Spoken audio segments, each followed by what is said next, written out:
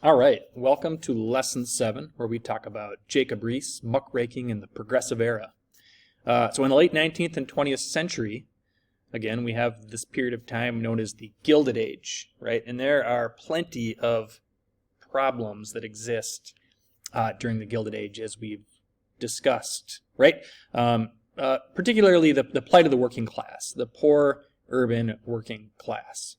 And we have the rise of what are known as muckraking journalists, whose objective is to bring attention to the social and economic issues or problems of the time.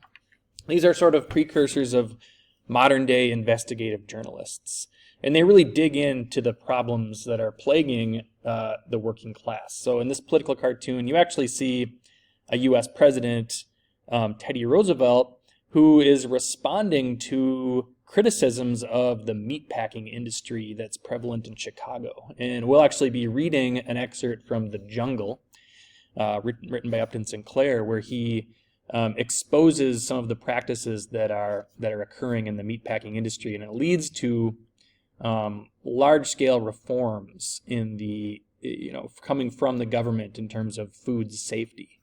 And it's these reforms and the muckraking behind them that are often termed the Progressive Era, or these things are prevalent in what is known as the Progressive Era. So Jacob Riis, who's pictured right here, is one of the more famous muckraking journalists.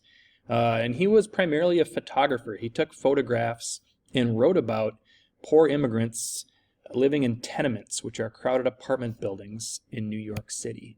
So we saw this photo during our last lesson, and this is again just a photo that Jacob Riis took of poor workers living in a tenement in New York City. You can see the unclean and crowded conditions that they were living in. So Jacob Riis wrote a book called How the Other Half Lives. And in the document for this lesson, you're going to really be looking at a series of photographs from that book. In this book, he argued that the government should make laws to create safer and more sanitary living conditions for urban poor people. And he was one of the individuals, one of these muckrakers, who helped begin the Progressive Era, which was this era of social reforms and political reforms and economic reforms that were ultimately tried to solve problems that were created by industrialization, right? How people working in factories, and urbanization, right? People moving in cities to work in those factories. Progressives like Jacob Riis disagreed with this idea of social Darwinism that we talked about in the last lesson with Andrew Carnegie. He did not believe that society was fixed, that there were people destined to be rich and people destined to be poor. He believed that the government should create equal opportunities for everybody, and specifically poor people. So if you want a little more information on Jacob Riis as a person, I did link just a really short video on the assignment. It's just about a minute and a half long. You can get a little more information about who Jacob Riis was, so I'll encourage you to watch that.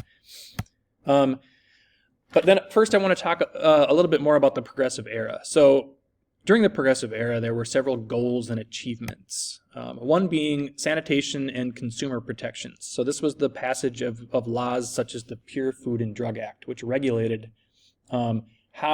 regulated the conditions, the safety and sanitary conditions that food had to be manufactured in. And this was a change that was brought on by The Jungle, written by Upton Sinclair, which we will read in our next lesson. Labor protections, right? Throughout this unit, we've been talking about the working class and worker exploitation, and we've talked about the rise of labor unions. So during this period, we get the 8-hour workday, we get the rise of labor unions, collective bargaining, and increased safety protections for workers. Here's just an image of an early union, the Amalgamated Clothing Workers of America. So we talked a little bit about Sarah Bagley and the Lowell Mill textile plant, right? Many women worked in these textile mills, and they were, in many ways, pioneers for the organized labor movement. Women's and children's rights. So we get the abolition of child labor. Women get the right to vote during this time period. This is a famous image taken by another famous photographer of the time named Lawrence Hine, and he specialized in taking pictures of child laborers, and his images helped to end the practice of child labor. This was a period where there was the reining in of big business, the busting up of trusts and monopolies, anti-competitive practices that were anti-consumer and kept prices high. Teddy Roosevelt was famous for busting up these trusts and monopolies, right? For example, this is a famous political cartoon that depicts Standard Oil as this giant octopus that is controlling all aspects of society, right? From government, the Capitol, to the White House, to, so on and so forth.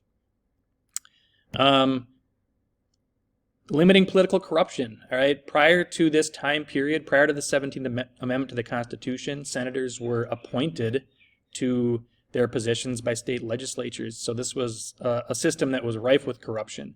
And the 17th Amendment led to the popular election of senators, transferring that selection of senators to the people, to voters, just a much more democratic practice.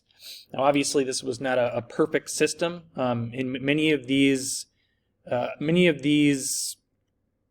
initiatives promoted by progressives at the time, were not meant to be inclusive of non-white people, okay? Black people, for example. So this was not a perfect time, but it was still a time of great progress. Oh, and the final piece here is moral reform. Okay, so during the Progressive Era, this was also during our last unit, if you recall, we talked about prohibition, the 18th Amendment, the banning of alcohol, the sale of alcohol in the United States. So this was also a period of moral reform in the United States. And here you have an image of individuals dumping out a barrel of beer shortly after the 18th Amendment was ratified. If you want more context on the Progressive Era, I'd encourage you to watch this Khan Academy video. It will cover some of the things I just talked about, but it will go into some more detail about the sort of the other side of the Progressive Era, how it was not fair or inclusive to all people. After the Civil War, there were enormous changes. We are not going to watch it right now, though. So that's the last slide for this lesson. You will be now looking at a couple more videos. Again, there's a short video, the short Jacob Riis video. There's this Khan Academy video. Then you'll be looking at the images that are a part of the document and answering those associated questions. So I hope you enjoy the activity, and I'm looking forward to talking about it in class.